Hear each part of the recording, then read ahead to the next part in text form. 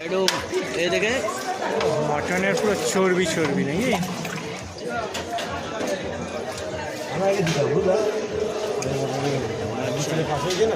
আচ্ছা আচ্ছা আচ্ছা, এটা কি বাড়িতে রান্না করো না? হ্যাঁ, মা রান্না করে।